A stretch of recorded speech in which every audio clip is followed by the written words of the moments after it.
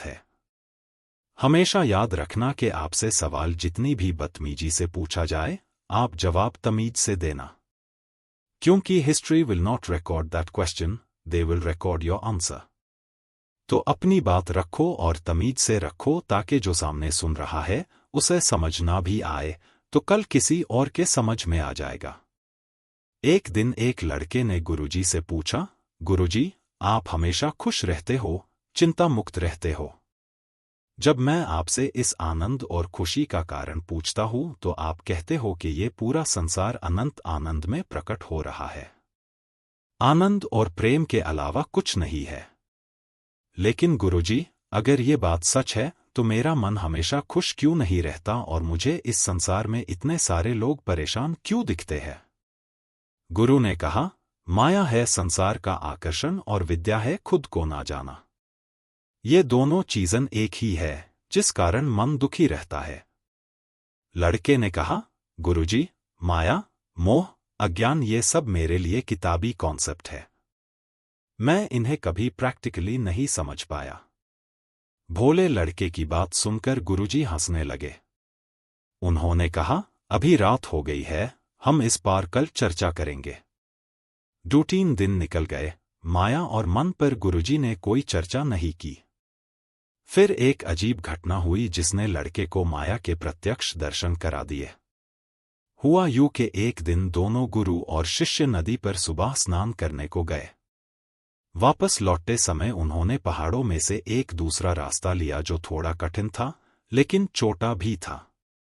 तभी नए रास्ते में उन्हें एक बड़ा सूखा बरगद जैसा विचित्र पेड़ दिखाई दिया। जैसे ही गुरुजी इस पेड़ के पास से निकले, उन्हें ऐसा लगा कि ये पेड़ उन्हें अपनी तरफ खींच रहा है। गुरु पेड़ की तरफ खींच चले गए और पेड़ से चिपक गए। ऐसा होने पर वे चिंतित स्वर में मदद के लिए पुकारने लगे, आ जल्दी करो, मुझे इस पेड़ ने पकड़ लिया है, मैं इसे चिपक गया हूं, मेरी मदद करो। लड़का आश्चर्य से चकित रह गया क्योंकि उसने अपने गुरु को उस दिन से पहले कभी असहाय और व्याकुल नहीं देखा था। लड़के को स्तब्ध खड़ा देख गुरु और जोर से चिल्लाने लगे, क्या तुम मेरे शिष्य नहीं हो जो दूर खड़े हो? तुरंत मदद करो, मेरा पैर खींचो, ये पेड़ मेरी शक्तियां खींच रहा है, मुझे अंदर से बेचैनी महसूस हो रही है, मेरी जल्दी से मदद करो। लेकिन गुरु के पैर आगे बढ़ नहीं रहे थे। वो सोचने लगा, मैं पेड़ के पास जाऊंगा तो कहीं ये पेड़ मुझे भी ना खींच ले, और अगर ऐसा हुआ तो हम दोनों की मदद कौन करेगा? तभी उसने दूर से आवाज लगाकर कहा, गुरुजी, आपने इतने सारे लोगों की मदद की है और आज आपको मेरी मदद चाहिए? गुरु ने कहा, तुम जल्दी से मेरे पैर को पकड़ो और मुझे इस पेड़ से अलग करो। गुरु के स्वर में गंभीरता थी। लड़का उस पेड़ के पास पहुंचा और उसने पूरी ताकत लगाकर गुरु का पैर खींचा, लेकिन वो उन्हें पेड़ से अलग नहीं कर सका। गुरु ने फिर कहा, मेरा शरीर इस पेड़ के तेन में धंस रहा है, मेरी मांसपेशियों में ताकत नहीं बची, मैं बहुत बेचैन हो रहा हूं, मेरी मदद करो। ये सुनकर लड़का अचानक रुक गया। उसने गहरी सांस ली और सोचकर बोला, गुरुजी, ये कैसे संभव है? पेड़ के टेन में वो ताकत नहीं जो ये आपको पकड़ सके। आपने ही तो अपने हाथों से पेड़ को जकड़ रखा है, फिर आप मुझसे क्यों मदद मांग रहे हो? लड़के की बात सुनकर गुरु हंसने लगे और उन्होंने तत्काल पेड़ छोड़ दिया और लड़के से बोले, यही माया है। हम मन को कभी छोड़ते ही नहीं, फिर कहते हैं कि मन हमें परेशान करता है।